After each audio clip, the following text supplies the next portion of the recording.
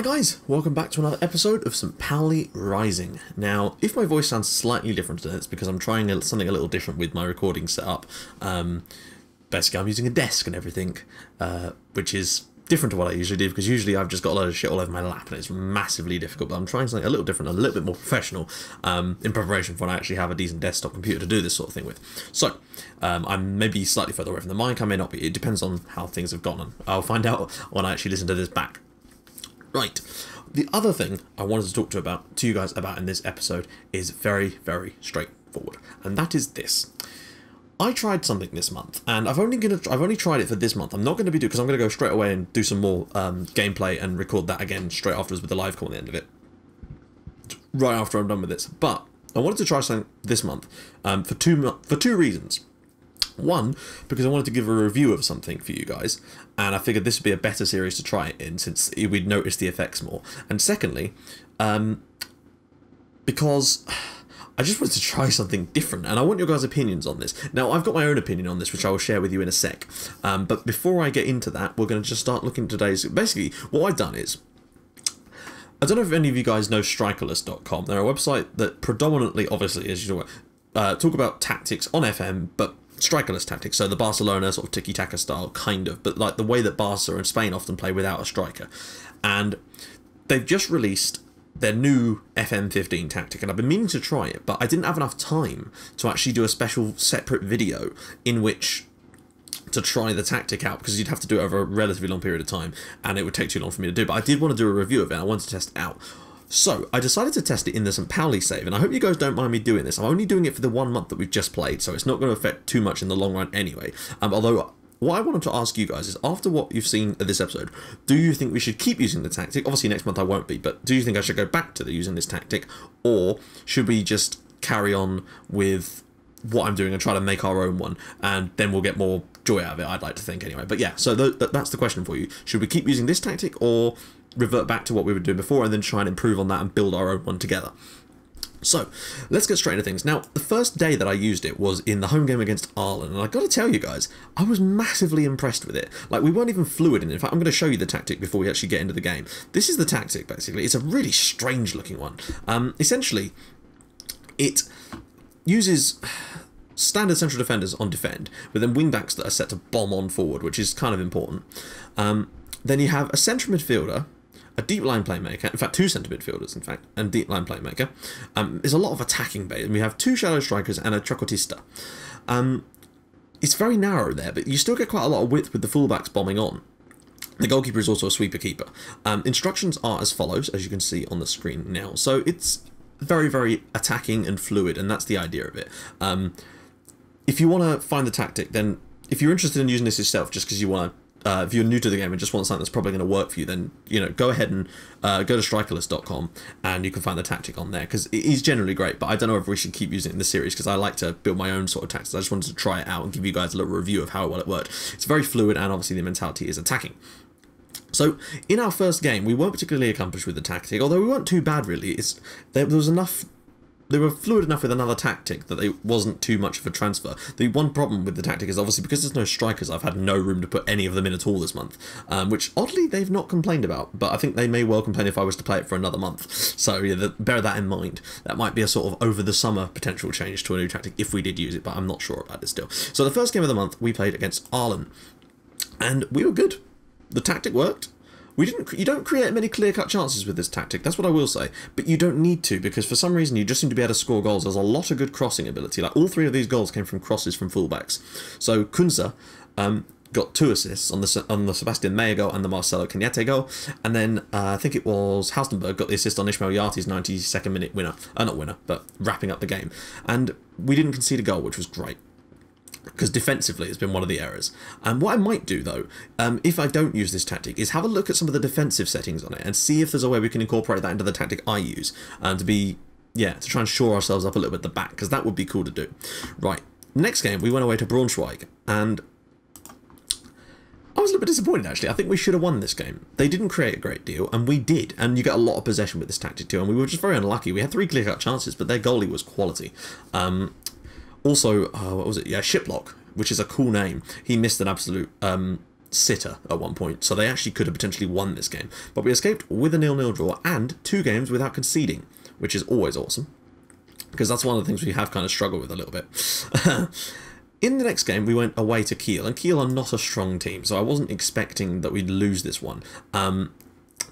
Patrick Herrmann's own goal was very unlucky. It's one of those ones where they spin to clear it, and they clear it against their own defenders, and it just bounces in. But then we had a kind of pow-pow kind of situation with David Abraham and Søren Gunther stepping in with 2 more just to wrap the game up. We actually looked like we were really going to push on and get 5 or 6 in this game, but eventually we couldn't quite do it. Rakowski missed a clear cut, Kenyete missed a clear cut. There's a lot of that. But these guys do look good in these positions, I've got to say. One thing as well, you'll notice that the pass is very smooth and there's lots of sort of one-touch football. It's really quite nice to watch when you're doing the 3D match engine. Not in the 3D match, when you're looking at it from above. It's very, very quick. And you can see the opponents getting pulled out of positions. You get all kinds of space. It's really quite interesting to watch. The one thing I would say as well that I don't like about it, but that's not because of the tactic, that's more to do with me, is that because of the way that it's set up, you can't really change much to do with the instructions, otherwise you could completely bugger up the tactic. And as you know, I like to tinker with things during the game to try and change stuff around, so it's a little bit boring for me when I'm just watching. I'm essentially not really playing the game anymore, so I don't know, I wasn't really a fan of that.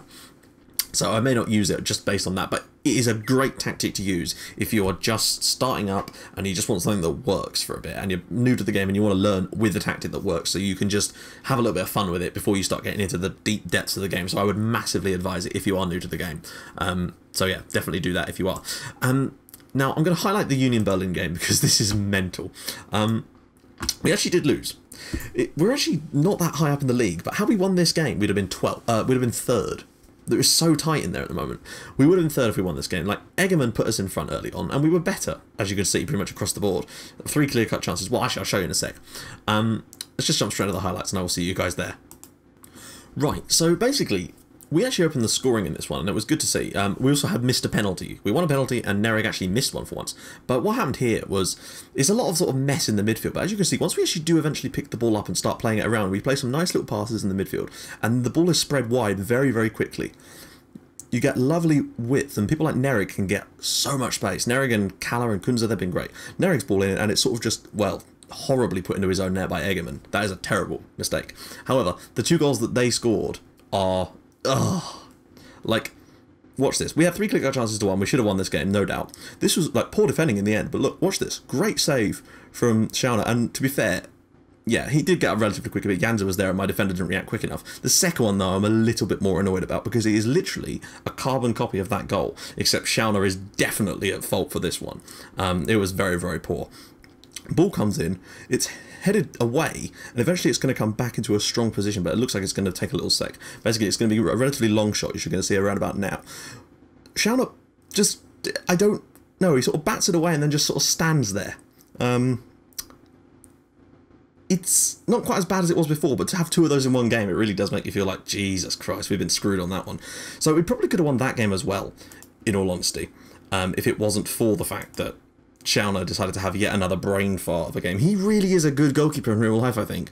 Although he did have an absolute mare in the Borussia Dortmund game in the Cup in real life. I think he played one straight to Marco Reus, and Reus just straight in. So, I don't know, maybe they've incorporated that into his FM role because he does seem to be making a lot of mistakes. He's a good keeper in terms of stats, but something about him just does not seem to work, and I think I may have to look to get a new goalkeeper in January just to see if we can iron some of those creases out of the way we play, frankly. Right, so yeah, let me know what you think about this. I'm probably not going to use it in future, but, you know, just let me know what you think. I don't think it's as fun when you don't have to make up your own tactics, because then you don't feel like you've won when you've won, and you sort of blame the tactic when you lose, when it's, you know, it should be about you, you're the player. So yeah, it was just a good little experiment, but if you are new to the game, check it out, because it will probably help you quite a lot, and you can maybe learn a little thing or two about just by looking at the tactic. Right, so let's go just take a little look at the squad and see who has been performing this month, although you can pretty much see, right, that's already, I managed to sort all those out now, it's beautiful. Right, so, goals. Ooh, that is spread large. Yati, Sobiek and Tai have 2 each, but lots of people have 1. Assists-wise, Rakowski has 4 now, which is awesome. Görlitz and Dalbert have 2, which is cool. Players of the match, Rakowski, Dalbert and Gunther. Pass completion, Lecourt, 86 pass completion. That is solid as hell. I'm guessing these stats have been slightly boosted because there's a lot. This is a good possession tactic, so Lecourt is looking like a star for that. 86% partial completion is great. Yellow cards, well, that's Soren Gunther and Bernard Nerig with 3 each. Nerig has obviously been suspended for one of those games as well. Obviously the red he got early in the season. Average rating, Dauber with a 7.24, which is a pretty decent rating, I've got to say. Just taking a little look here at the league as well while we're at it. So as you can see, we're actually 12th in the league, which is pretty piss poor when you consider where we're supposed to be. However, had we won that game, we would have gone into 3rd because we would have beaten Union Berlin and we would have had a better goal difference too, which is really, really annoying because that's just how tight it is at the moment. Like, a win could have put us into 3rd place, and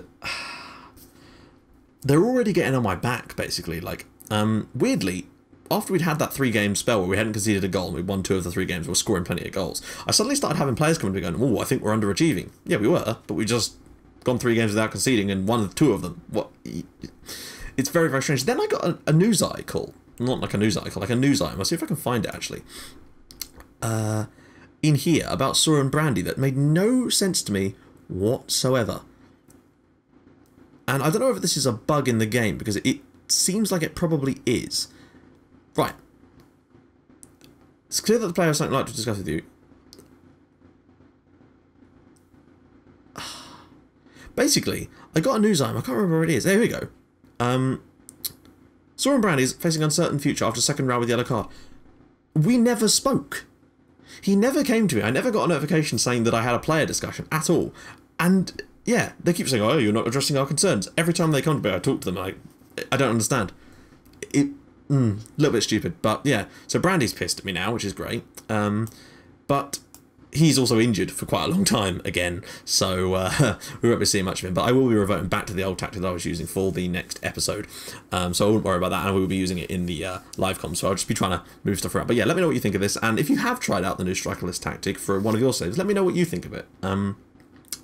So yeah, that is probably about it for this episode. Sorry it's been a bit short. It's just, there's only 4 games this month, and there will be a live comment in the next episode, so don't worry about that. That will straighten things right out, and we'll get back on with a high quota of minutes. Anyway, if you like what you've seen, please feel free to drop a like. In fact, let's just check what the what the live com will be in the next episode. So it will be the away game against Kaiserslautern. Oh fuck, that's going to be a toughie. We could easily get spanked in that game, so we'll just have to wait and see what happens. Anyway, if you guys would like what you've seen, please feel free to drop a like on the video, and if you'd liked it even more than that, please feel free to subscribe to my channel, and thank you as well. I know you're going to be seeing this way after it's actually happened, but 700 subs this morning was awesome to see, and so thank you to all of you who have subscribed. I don't know what number it will be at by the time you guys actually see this video, but if it's anything more than 700, I'll be absolutely ecstatic about it. So yeah, thank you again, and I will see you guys in the next episode for the Kaiserslautern game. Bye-bye.